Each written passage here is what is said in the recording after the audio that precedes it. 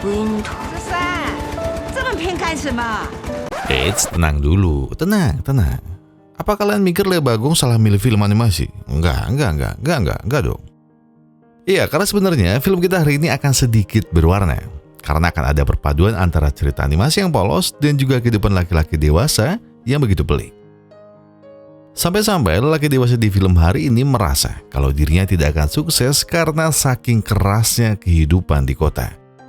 Ya gimana enggak? Kalau jadi sales magang aja pria satu ini nggak pernah becus. Alhasil kehidupan yang nggak pernah ia duga tiba-tiba harus dialami. Sampai ia bertemu orang-orang yang bisa mengubah hidupnya. Penasaran? Jadi begini ceritanya.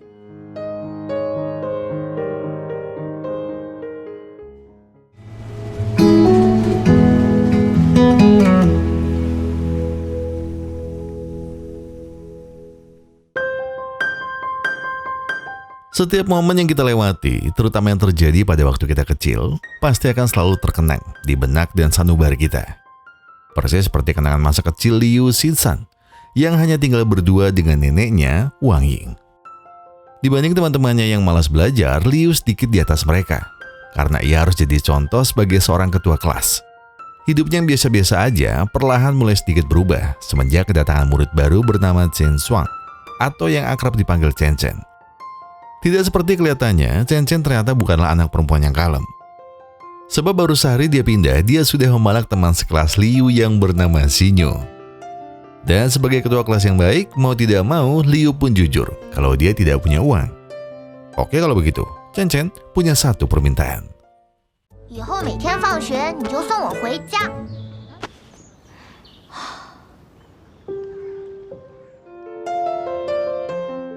Dan iya, begitulah mereka berdua.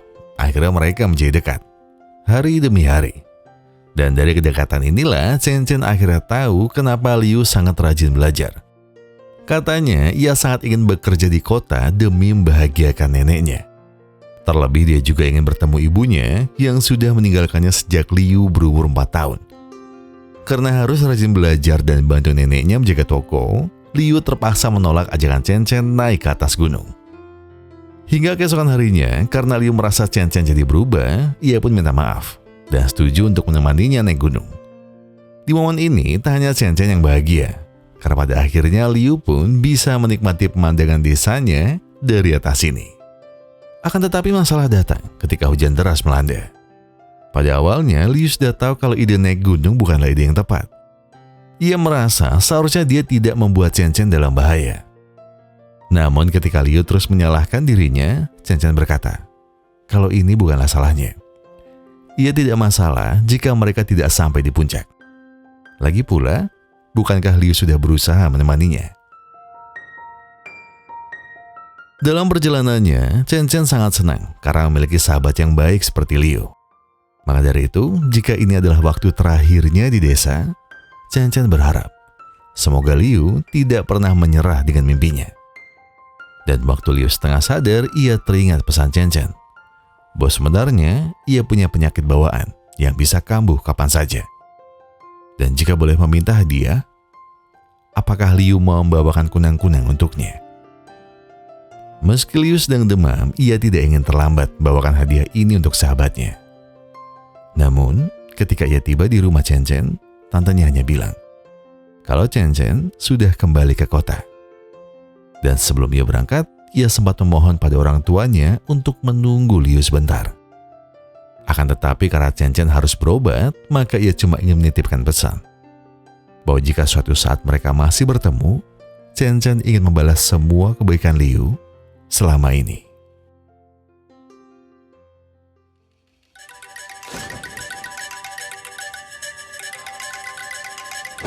Ulah mas bangun tidur ini mau cuci muka. Bangun tidur cuma gosok gigi, malah udah ngechat pacarnya. Selamat pagi sayang, masih ada kegiatan yang lain, malah itu dulu. Udah bangun bingung buka kulkas kosong, malah minta roti ke temen kosnya pula. Terus ada satu lagi yang dia minta. Bro, ada 100. Ya, saya perkenalkan lagi. Yang kalian lihat ini adalah Liu Xinsan versi 24 tahun yang sekarang sudah bekerja sebagai sales asuransi di Shanghai. Dan seperti yang terpampang nyata, Liu ini sama sekali nggak bakat jadi sales. Alias dari target 50 pembeli per bulan, Liu cuma bisa ngejual 2. Iya, cuma 2 asuransi. Itu pun pembelinya adalah temannya sendiri, teman yang dia utangin. Kan boncos ya? Berbeda dari Liu, di kantornya ada Liwan yang tidak lain adalah manajer senior di sana. Dan kabarnya Liwan sudah menjadi karyawan terbaik selama 4 tahun berturut-turut. Dan dari teman Liu, Liwan tahun ini sudah berhasil menjual 412 produk asuransi ke seluruh Shanghai. Iya, benar. Setahun ada 365, orang ini jual 400. Sehari bisa 2 orang. Cocok teh. Oleh karena keberhasilannya itu, Liwan tiba-tiba langsung melabrak Liu dengan berkata, apa saja kerja Liu selama ini? Bukankah sales magang sepertinya lebih rajin bekerja? Kok ini malah Liu jauh dari target? Dan sebelum Liwan pergi, ia cuma ingin bilang, waktu Liu di sini cuma tinggal 1 bulan dari masa percobaan. Jadi jika sampai bulan depan dia masih payah dan gak bisa ngejual asuransinya, siap-siap saja Liu akan ditendang dari sini, alias dipecat dengan tidak hormat. Satu masalah belum selesai, Liu justru masih berlagak kaya di depan pacarnya, Mudan. Bukannya muhasabah diri dan ngecek saldo rekeningnya, Liu masih sempat-sempatnya berjanji akan gantian mentraktir Mudan saat ia gajian bulan depan.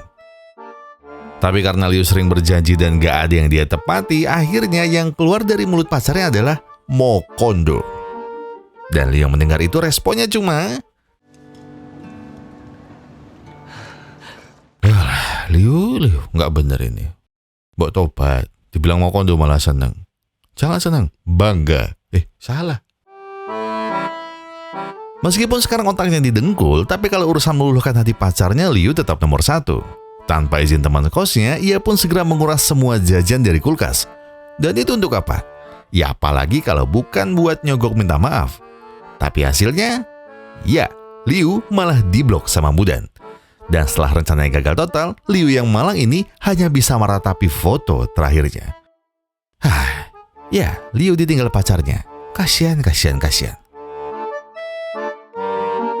Sampai tiba-tiba di masa galaunya itu, Liu baru ingat kalau sebenarnya ada makan malam bersama manajernya. Dan kalau Liu tidak datang, bisa-bisa ada masalah baru. Meskipun telat, Liu akhirnya memutuskan untuk datang. Dan benar saja, raut Liwan langsung ditekuk. Seolah tidak suka dengan sales magang yang bodoh sepertinya. Lagi-lagi daripada minta maaf, Liu malah meminum marimas anggur milik Liwan. Serta berkata, kalau ia sudah muak dengan manajer otoriter sepertinya. Kalau cuma asal jual produk, sebenarnya itu hal mudah, ucap Liu dengan jumawa. Dan tanpa pikir panjang, Liu dengan enteng bilang bahwa dia pasti bisa menjual 1000 asuransi mulai bulan depan. Baiklah, kalau memang Liu pikir semudah itu, manajernya setuju. Jika Liu bisa menjual 1000 asuransi dalam sebulan, maka jabatan Liwan akan ia berikan. Tapi jika Liu gagal, maka Liu harus dipecat tanpa pesangon sama sekali. Dan tidak lama, Liu tiba-tiba harus dicegat oleh pegawai hotel. Karena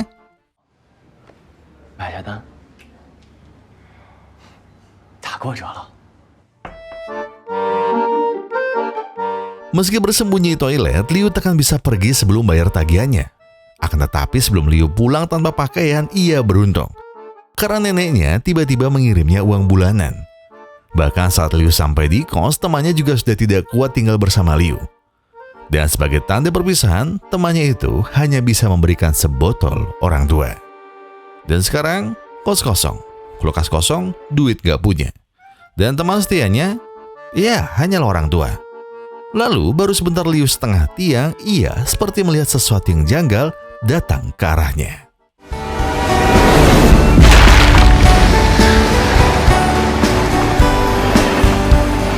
Tenang Mas Liu, tenang, gak apa-apa. Nanti keretanya bakal hilang kok. Sekarang tutup matanya, tidur biar besok fresh. Terus bisa nyari pembeli asuransi lagi. Jadi pokoknya gak usah pikir susah-susah, yang tawakal terus berusaha aja dulu. Urusan ada yang beli apa enggak, udah gampang. Yang penting habisin sekarang isi botolnya. Oke, kalau nggak habis saya ikutan. Enggak, maksudnya saya buang. Enggak, saya minum pakai es. Enggak, cowok.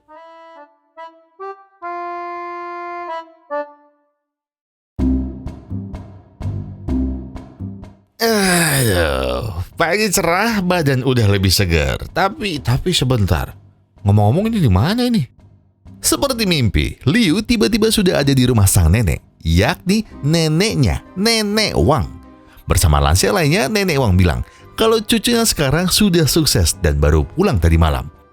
Buktinya, lihat, masih ganteng, putih, dan kata cucunya di WA sih dia udah jadi manajer. Ya kan? Ya dong. Tanya sang nenek. Namun belum sempat Liu membuka mulut, neneknya pun segera menyuruh teman-temannya pulang. Karena ia ingin menghabiskan waktu bersama Liu. Tapi alasan sebenarnya, ya si nenek pengen cucunya cepat mandi, mambu, yuk. Di dalam kamar mandi, Liu bertanya pada neneknya, kenapa dia bisa di sini?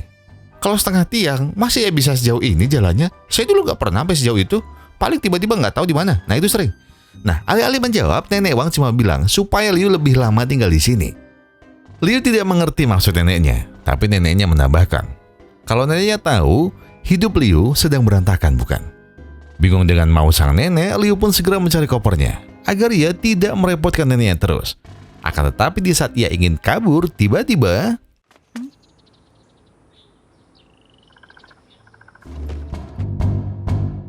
Dan iya, kabur belum sempat, Chen Chen malah datang ke sini. Biar Liu nggak bisa kabur, Chen Chen pun ingin mengabadikan teman lamanya ini. Hingga akhirnya dengan cekatan, Chen Chen segera melapor pada sang nenek kalau cucu sombongnya ini ingin pergi seenaknya. Dan ingin tahu kenapa Chen Chen bilang sombong, yaitu karena Liu memang sudah lupa dengan neneknya. Bahkan untuk pulang saat Imlek pun Liu tidak pernah. Liu coba menjelaskan ini dan itu. Tapi ya percuma saja, biarpun Liu sudah bilang dia harus segera menjual 1000 asuransinya, mereka nggak peduli. Yang mereka tahu, Liu nggak pernah pulang dan nggak peduli sama neneknya. Dan karena itu semua, akhirnya, ya Liu harus tinggal dulu di sini. Tapi ngomong-ngomong soal 1000 asuransi, memangnya berapa orang yang Liu kenal di kota? Tanya Chen Chen penasaran. Kalau cuma 11 orang, yang mending Liu buka klub bola aja. Nah, beda halnya dengan sang nenek yang kenal semua orang di desa ini. Ya, gampang yang kata sang nenek, ada 20.000 jiwa yang tinggal di sini. Sekaligus 20.000 orang di desa sebelah. Sekali disapa Nenek Wang, pasti auto salib semua. Jadi ya, apakah Liu tertarik? Tapi sekali lagi, karena ia masih kesal dengan mereka berdua, Liu jelas tidak akan sudi menawarkan asuransi di desa ini. Emangnya orang kampung ada yang mampu? Sore harinya, ternyata Chen Chen belum menyerah untuk menolong sahabatnya. Dengan cepat ia pun segera menawarkan satu orang terkaya di desa ini. Apakah Liu ingat dengan teman SD mereka yang bernama Sinyo? Dibanding Liu yang masih miskin, Sinyo sekarang adalah seorang juragan sembako dan juga mafia petasan di desa. Mafia petasan? Jadi dia pasti mau beli asuransi Liu. Tapi alih-alih setuju, Liu justru heran. Kenapa Chen Chen masih di sini? Lalu bukankah katanya dia punya penyakit yang parah? Apakah Chen Chen sengaja membohonginya? Tidak terima dibilang pembohong, Chen Chen hanya bisa memukulinya. Seakan ingin menyadarkan Liu kalau dia sudah tulus ingin menolongnya. Tapi kelakuanmu olah yuyu. Setelah menyadari kalau dirinya bukanlah cucu yang baik, Liu pun bertanya pada neneknya. Apakah ia membenci Liu selama 4 tahun Liu tidak pernah pulang? Untuk apa jawabnya? Bukankah Liu memang sangat sibuk? Yang seharusnya merasa bersalah justru adalah sang nenek yang tidak bisa menjamin hidup cucunya. Dan andai Liu mau tinggal di sini sedikit lebih lama, mungkin itu akan jadi momen paling bahagia untuk sang nenek. Jadi ya, baiklah. Demi nenek dan target pekerjaannya, Liu rasa ia akan tinggal sebulan di sini. Ya minimal sampai ia bisa mendapat 1000 orang. Dan satu lagi, Liu juga jadi bisa hemat pengeluaran kan? Gak perlu mikir masak ataupun makan di mana. 你这个沙滑精哎！ 你不是喝不动了吗？这才美酒嘞。 Tanpa perlu membuang waktu lagi, Liu pun segera diantar Chen Chen ke markas Sinyo. Tapi baru awal mereka akan masuk, mereka malah bertemu dengan preman kampung yang bernama Mao Zizi. Oke, yang tadi itu nggak penting, karena sekarang mereka harus menemui Sinyo agar asuransi Liu bisa segera terjual. Namun belum sempat mereka bercerita panjang lebar, Sinyo sudah tidak tertarik. Karena katanya dia sedang sibuk dan tidak butuh asuransi abal-abal. Lagi pula, bukankah Liu merantau di kota? Kenapa dia malah balik ke sini? Apakah Liu sudah menyerah dengan karirnya? Meski Liu sudah mencoba menahan diri, ia malah tidak bisa menahan emosinya. Jadi daripada Liu ditangkap anak buahnya, Liu akan memikirkan cara untuk mendekati Sinyo lain kali. Seharusnya masalah tadi bukanlah hal yang sulit bagi Liu dan juga Chen Chen. Tapi daripada mereka naik darah, mungkin mie ayam bisa jadi solusi. Sambil makan, Chen Chen tahu kalau Liu kangen dengannya. Jadi daripada megang-megang punggung gini, lebih baik ia jujur. Tapi masalahnya bukankah dari tadi Liu juga masih makan? Ternyata ada seorang anak gelandangan yang kelaparan. Namanya Q. Dan dari awal ia minta makan, ia langsung manggil mereka Mama dan Papa. Saya langsung kaget di situ. Tapi kalau mamanya ini ya saya mau sih. Mah, Papa udah pulang. Gak mau ngelakuin apa gitu. Karena kasihan dan tidak ada seorang pun yang mau merawat Q, Chen Chen pun mengajak Liu untuk bawanya pulang. Tunggu sebentar, kenapa Chen Chen tiba-tiba mau merawatnya? Ini anak orang. Dan jawaban Chen Chen hanya satu, karena Q mengingatkannya pada seseorang yang tidak punya siapa-siapa. Tapi orang itu begitu berarti baginya. Dan saat Liu bertanya siapa orangnya, Chen Chen hanya berlalu pergi dan bilang kalau Liu pasti sangat mengenal orang itu. Tak disangka ternyata Q sudah sering ke rumah nenek Wang. Dan ia baru tahu kalau Liu adalah cucu yang sering diceritakan nenek. Karena itu Q minta maaf kalau ia sudah mengganggu mereka berdua. Di sana pula nenek bercerita kalau kedatangan cucunya ke sini karena ingin menjual asuransi. Cuma sayangnya Liu belum berhasil menjual asuransi satu pun, nggak ada. Karena Q sudah sering dirawat nenek Wang, maka ia pun ingin membalas kebaikannya dengan berkata kalau ia punya cara untuk meluluhkan Sinyo. Caranya mudah. Sekarang coba lihat rumah Nona Xiaoyi. Iya, mereka tidak salah lihat bahwa salah satu kulinya adalah Sinyo. Dan untuk apa Sinyo melakukan itu? Tanya Liu. Lagi pula kenapa Sinyo selalu menjatuhkan batu batanya? Bukannya harusnya dipasang ya? Dan ternyata kata Q itu adalah modusnya untuk bisa selalu memandangi Xiaoyi dari dekat. 既然你们已经知道真相了， Modus yang bisa dicoba. Jadi kuli bangunan. Cok, kesel cok. Gue harap kenalan malah kui ngaduk semen. Jika mereka sudah tahu kenapa Sinyo rela jadi kuli, maka ia ingin Liu dan Chen Chen membantunya. Jika mereka bisa menjodohkannya dengan Xiaoyi, maka dia akan membeli 500 asuransi milik Liu.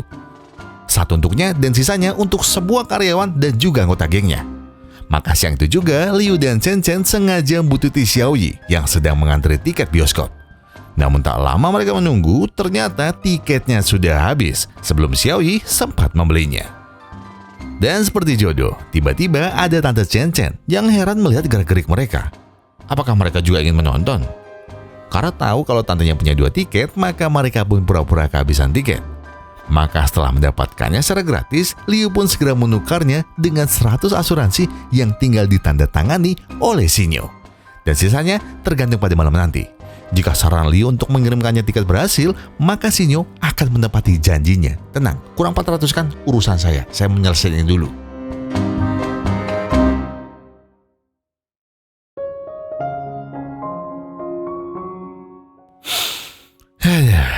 Ya, mungkin Liu memang payah dalam urusan cintanya sendiri.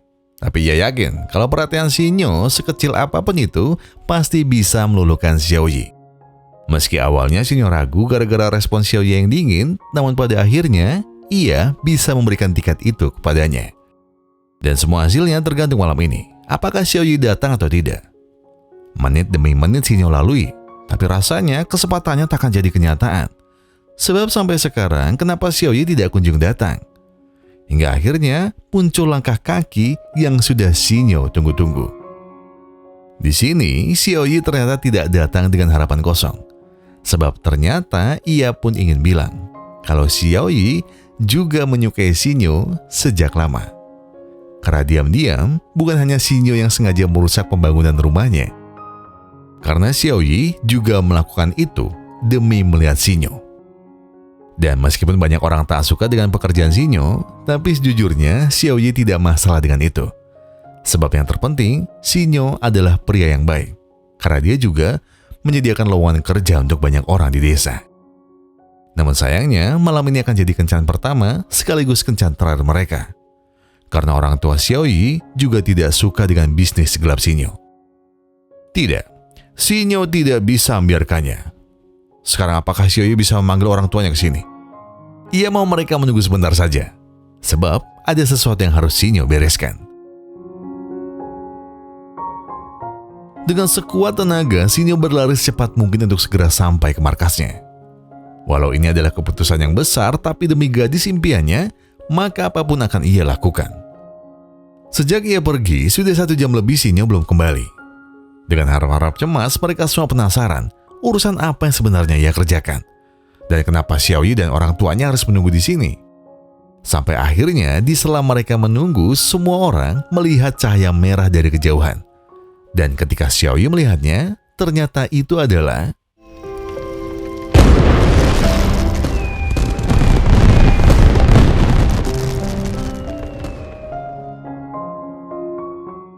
iya, petasan dan kembang api yang mereka saksikan ternyata datang dari markas Sinyo.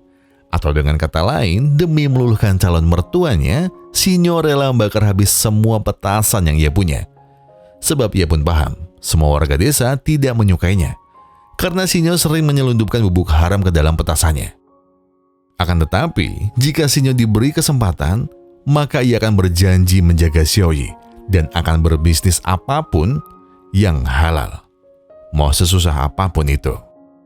Dan terakhir, demi meyakinkan orang tuanya, Xiaoyi pun berkata, kalau ia tulus mencintai Sinyo, dan itu bukan hanya karena hartanya.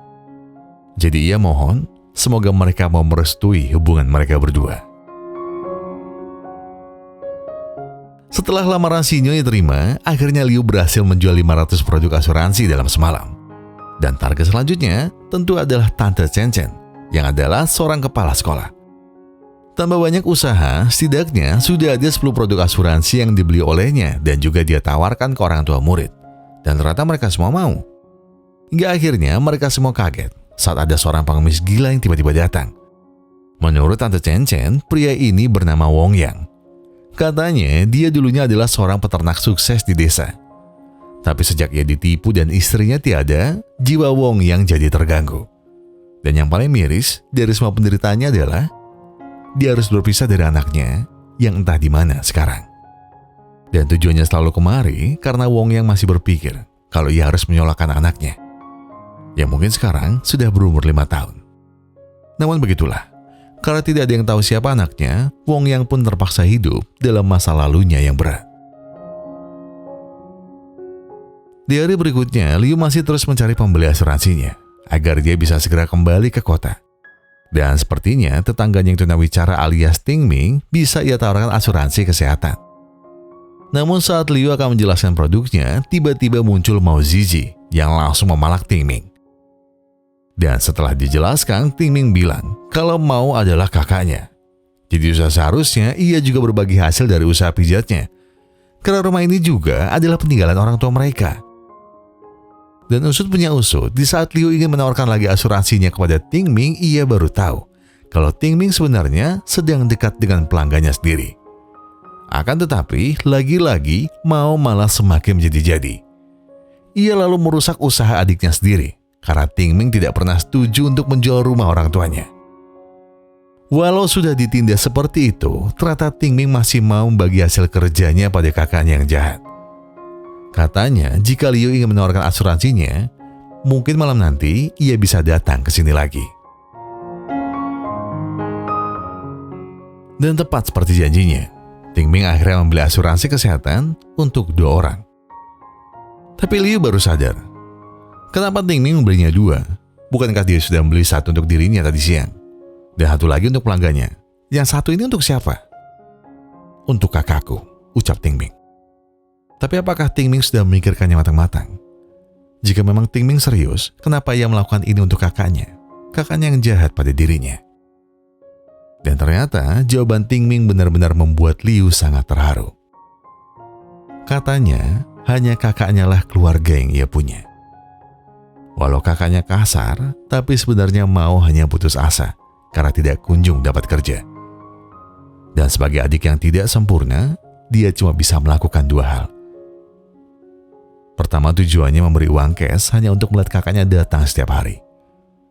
Dan kedua, satu-satunya alasan kenapa Ting Ming tidak ingin menjual rumahnya, karena ia takut. Ia takut kalau kakaknya akan menggunakan uangnya untuk berjudi lagi. Karena keputusan Ting Ming sudah bulat, Maka mau tidak mau, Liu harus meminta tanda tangan Mao untuk asuransi atas nama Mao Zizi. Namun seperti yang sudah-sudah, Mao acuh tak acuh.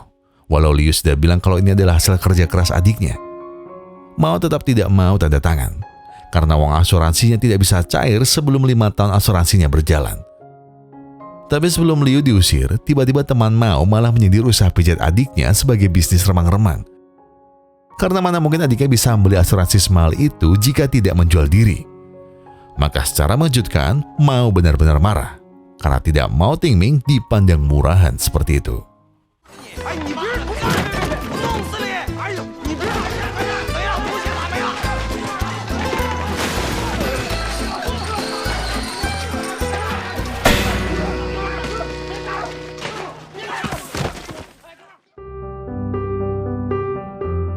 Kepala mungkin boleh benjol, tapi setelah itu hati Liu jadi sangat lega karena akhirnya mau setuju untuk tanda tangan asuransinya.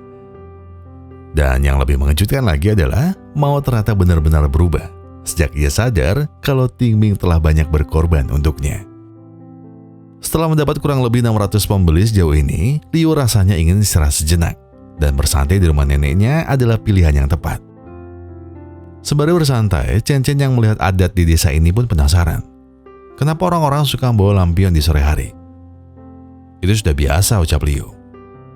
Katanya jika ada orang meninggal, pasti sanak saudaranya akan menyalakan lampion untuk mengirim doa dan mengarahkan jalan pulang. Itulah mengapa keluarganya harus mencari gunung tinggi untuk menggantungkan lampionnya. Namun setelah yang menjelaskannya, Liu baru ingat tentang pesan neneknya hari ini. Dan iya, ternyata apa yang ditakutkan nenek Wang jadi kenyataan. Bahwa orang-orang di desanya masih keras kepala ingin menyalakan lampion tradisional saat angin di gunung sedang sangat kencang. Maka dari itu, nenek Wang ingin mengganti lampion mereka dengan lampion elektrik. Walau terlihat asing, tapi minimal polisi tidak akan melarang adat desa ini. Meski tidak tahu kenapa nenek Wang memberikan lampion-lampionnya secara gratis, tapi Liu sangat senang karena bisa membantu banyak orang. Hingga di saat ia ingin pulang, tiba-tiba ada seorang wanita yang ingin menemui Liu.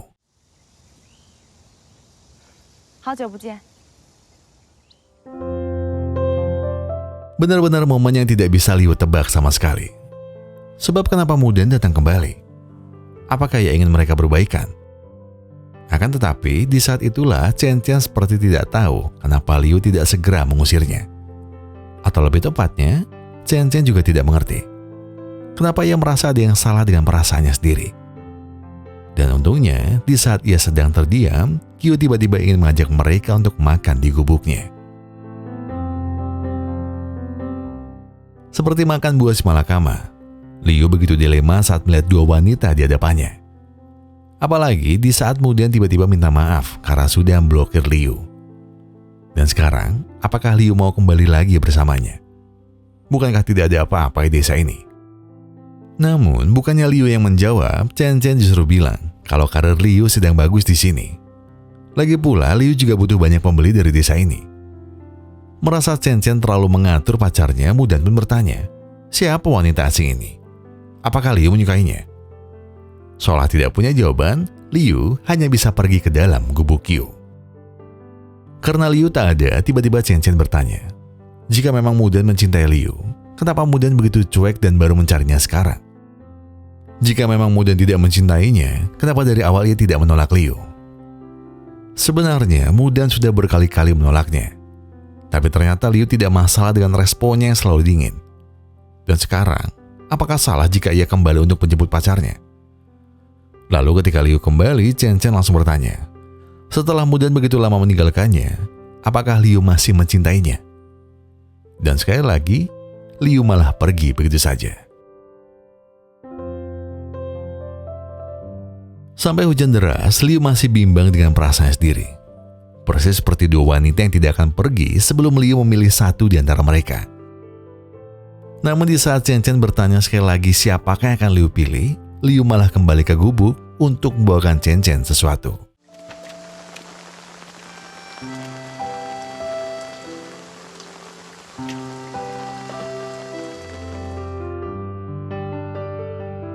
Kenangan buruk di masa lalu dan perasaan lega karena ada wanita yang lebih baik darinya membuat Mudan harus bilang kalau ia ingin putus dari Liu. Dan sudah seharusnya Liu hidup bahagia tanpanya.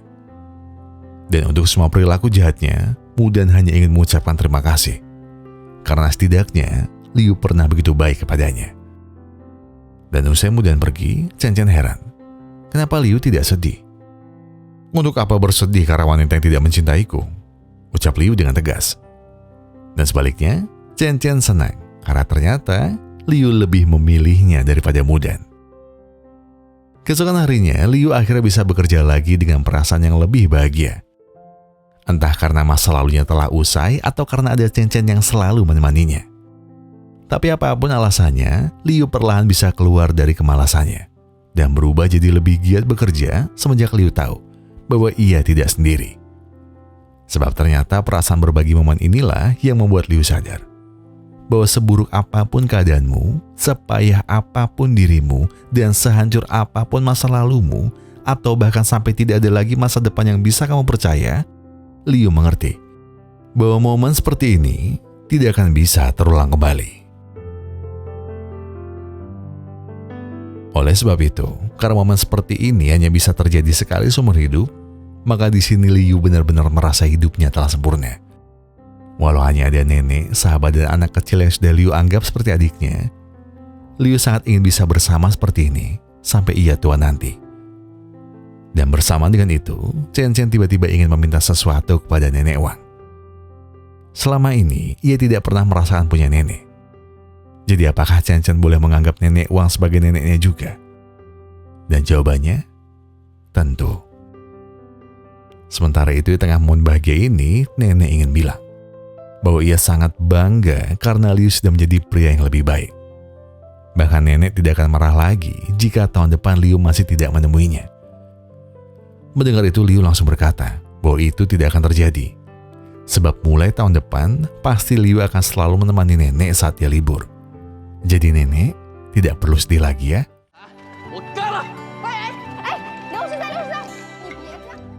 Semuanya terasa begitu lengkap ketika Liu bisa mendapatkan hadiah tahun baru sehangat ini.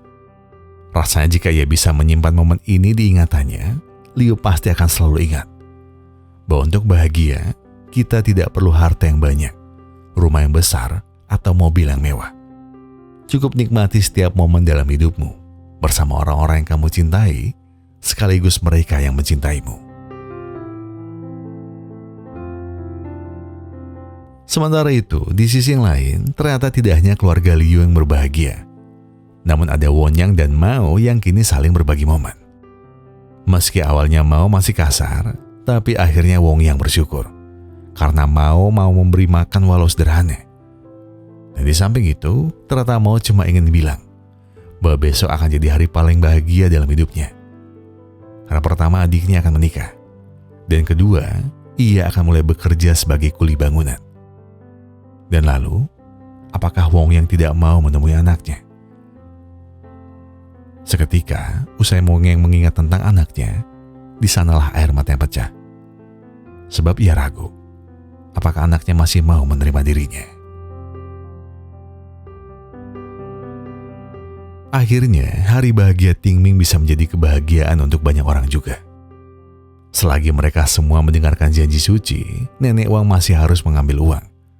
Sedangkan Xiaoyi pun masih harus bekerja di bank sampai siang nanti. Tapi itu tidak akan mengurangi kebahagiaan Liu dan semua orang. Karena pada akhirnya kisah Tingming saat ini sudah sampai di tahap paling sempurna. Dan di penghujung kenangannya, Tingming juga merasa bersyukur. Karena kakaknya yang ia sayangi, akhirnya bisa menata lagi hidupnya dari awal.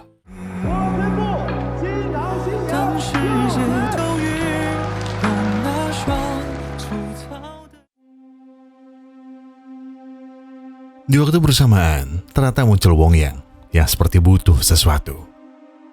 Ia datang dengan langkah ragu, tepat memotong antrian bank. Demi keamanan semua orang, Nenek Wang dan Xiaoyi terpaksa mengusir Wonyang. Tapi Wonyang memberontak. Dengan berteriak menginginkan uang untuk anaknya, Wonyang malah mengeluarkan kapak dari balik bajunya. Sembari menunggu polisi, Xiaoyi terus memaganginya. berharap Wong Yang tidak semakin marah. Namun tak kala emosinya semakin tidak stabil,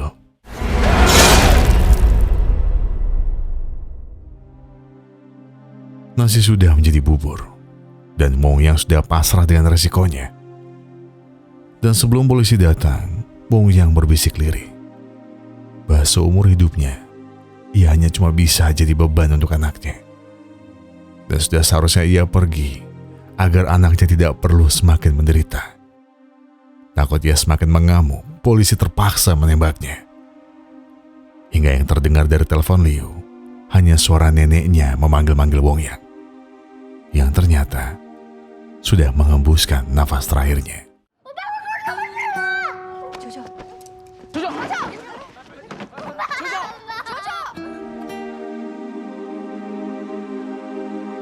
Semua berlalu begitu cepat, seakan tak ada nafas untuk momen baik bertahan lama.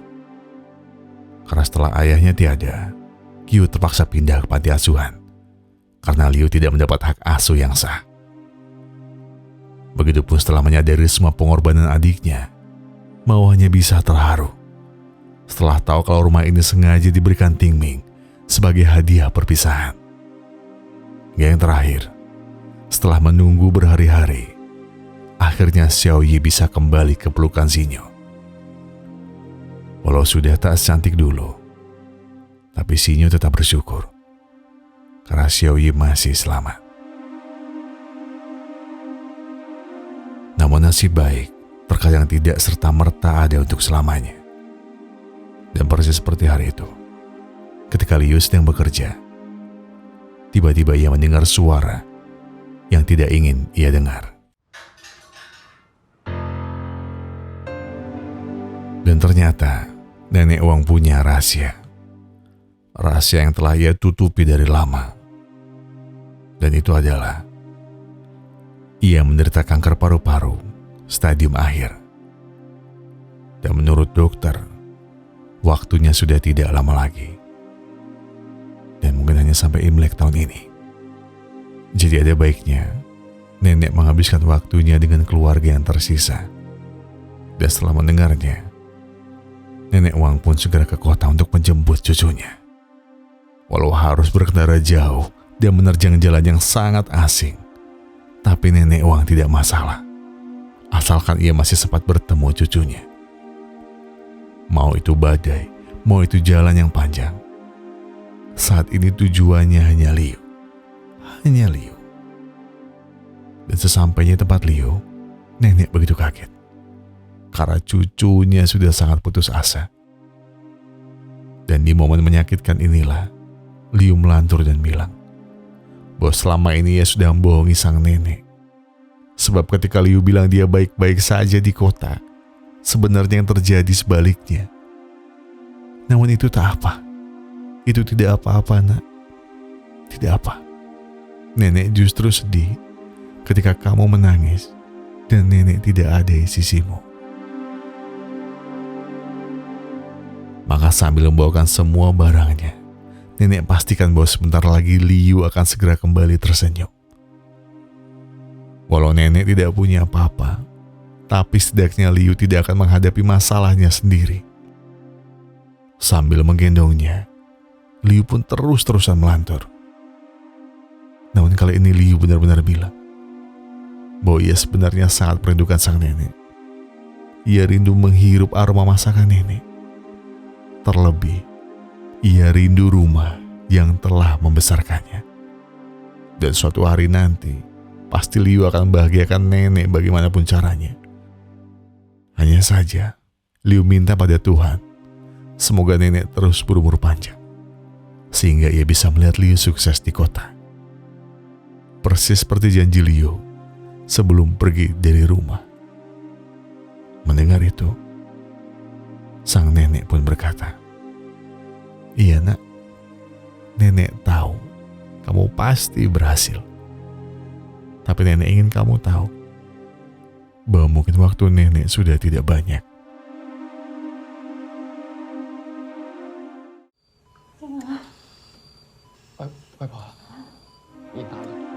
Di masa-masa kritisnya, Liu masih tidak mengerti kenapa nama pertama yang nenek sebut masih namanya. Maka sebisa mungkin Liu mohon pada dokter untuk menambah dosis obatnya agar nenek cepat sembuh. Namun itu tak mungkin, ujar dokter. Karena walau dioperasi sekalipun, semuanya sudah terlambat. Dan dokter bilang, nenek Wang mungkin masih bisa bertahan 1-2 hari. Tapi di hari berikutnya nenek cuma bisa berbaring dan ingin berbicara kepada Chen Chen dan Liu. Untuk Chen Chen, nenek sudah sangat bahagia karena ia sudah mau menganggapnya sebagai neneknya sendiri. Walau sebentar, tapi percayalah, Chen Chen adalah cucu yang sangat nenek sayangi. Dan terakhir, nenek cuma ingin Liu mengerti bahwa Liu adalah cucu terbaik yang pernah nenek punya. Walau ibumu harus pergi sejak kau masih kecil, tolong maafkan dia. Dan nenek juga minta maaf, karena setelah ini nenek sudah tidak bisa bersamamu. Dan di nafas terakhir ini, nenek berdoa, semoga kamu bisa berhasil menjadi apapun itu.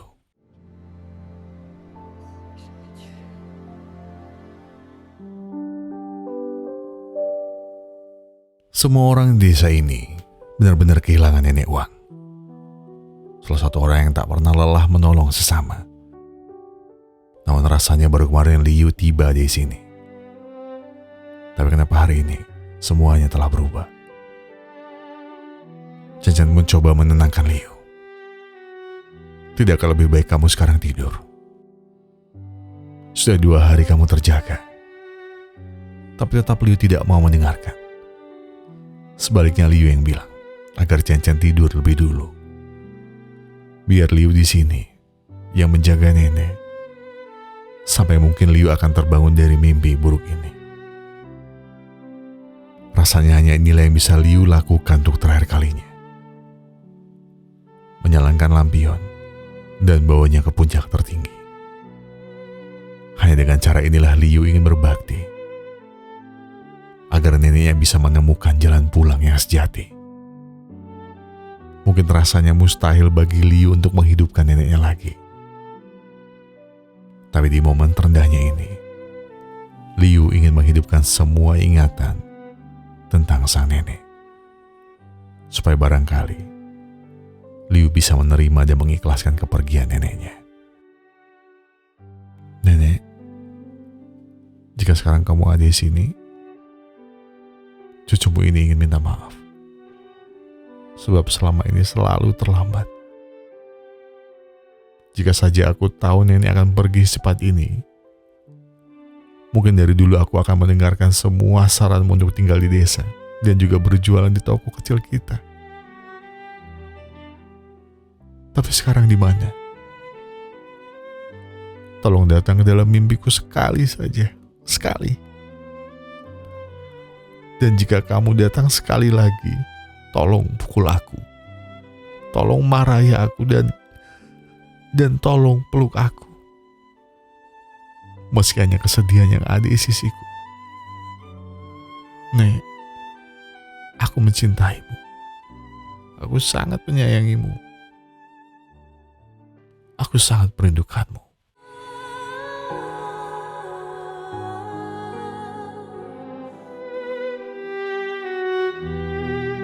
Jika cinta Liu pada nenek sangat keras kepala, mungkin Liu harus tahu bahwa masih ada cinta Chen Chen yang lebih keras kepala. Walau harus kedinginan dan menggendong Liu kembali, tapi itu semua bukan halangan. Namun pagi ini juga, Chen Chen seperti terjebak nostalgia saat ia pertama kali pergi tanpa pesan. Ya, Chen Chen ternyata terpaksa pergi sekali lagi. Tapi sebelum itu, ia ingin Liu mengerti kenapa Chen Chen harus pergi tiba-tiba. Jadi, sejujurnya, besok adalah operasinya yang terakhir. Dan kata orang tuanya, sebelum operasi ia belum melakukan apapun untuk terakhir kalinya. Dan kamu tahu, detik itu yang terlintas di pikiranku hanya kamu, Liu. Kalau boleh jujur, aku tak pernah bertemu pria yang lebih bodoh darimu. Dan kamu, Liu Xinsan, akan selalu jadi pria yang payah, pecundang dan pengalah. Tapi hanya Liu seorang yang pernah memberikan kunang-kunang dalam hidupnya. Suara cahaya yang sangat berarti bagi Chen Chen. Dan sebelum Chen Chen pergi, ia ingin Liu mengerti bahwa Liu jauh lebih berharga dari yang pernah dia bayangkan. Dan ia ingin Liu berjanji pada dirinya sendiri bahwa Liu akan terus berjuang demi mimpinya dan semua kebahagiaan neneknya. Dan terakhir, Chen Chen mohon supaya Liu jangan pernah mencarinya. Percayalah, operasi ini akan berhasil dan aku akan sembuh. Jadi Chen Chen berharap jika memang waktunya belum habis, semoga mereka masih sempat bertemu lagi. Dan jika hari itu tiba, tolong cari aku. Dan berjanjilah kita akan menikah di hari itu.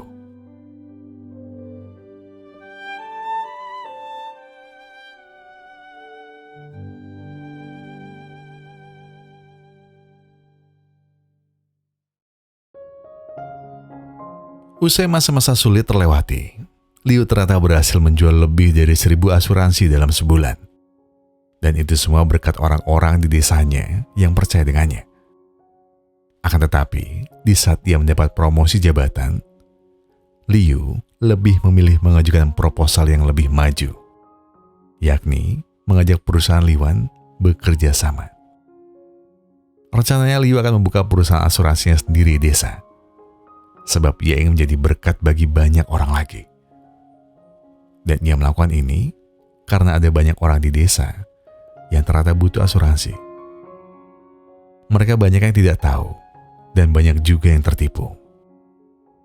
Dan setelah kembali ke desa selama sebulan lebih, disitulah Liu percaya kalau ada cara yang lebih baik untuk menjangkau orang-orang di desa. Dan tidak disangka, berkat hubungan baiknya dengan warga desa, Liu perlahan mulai mendapat banyak kepercayaan dari mereka semua. Sebab bukan hanya karena Liu adalah cucu nenek Wang, melainkan karena Liu begitu jujur dan punya niat baik untuk mengembangkan desa dan juga orang-orangnya. Dan akhirnya, sambil penuh haru, Liu akhirnya bisa mendirikan perusahaan asuransinya di desa yang telah membesarkannya. Dan sebagai CEO, Liu punya tekad untuk memberikan kehidupan yang lebih baik bagi semua orang. Tak terkecuali seorang anak yang sangat Liu rindukan. Dan itu adalah Qiu. Anak yang dikenal sebagai anak pendiam sejak ia menjadi yatim piatu. Dan meski begitu, Liu ingin Qiu mengerti kalau ia tidak bisa begini terus. Sebab ada masa depan yang telah menantinya. Walau Qiu terlambat belajar seperti teman sebayanya, tapi akhirnya semangat Qiu lahir kembali setelah papa keduanya datang ke sini hanya demi dirinya. Tapi sebelum ia memanggilnya papa, Qiu ingin bertanya satu hal.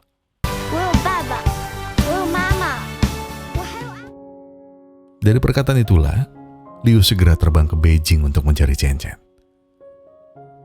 Sambil penuh harap, Liu percaya kalau ia masih punya kesempatan untuk memperbaiki semuanya. Maka di depan ibunya, Liu segera bertanya, apakah Chen Chen ada? Namun seperti luka yang datang tiba-tiba, hati Liu tidak siap ketika ibunya berkata kalau Chen Chen telah berjuang dengan keras sampai akhirnya operasinya harus berhenti. Tapi selama masa sebelum operasi itu, Chen Chen selalu menggambar setiap hari. Sebuah gambar yang ia namai sinar cahaya. Dan katanya, Liu akan mengerti ketika Liu melihatnya sendiri. 你就这么不相信我啊，刘13。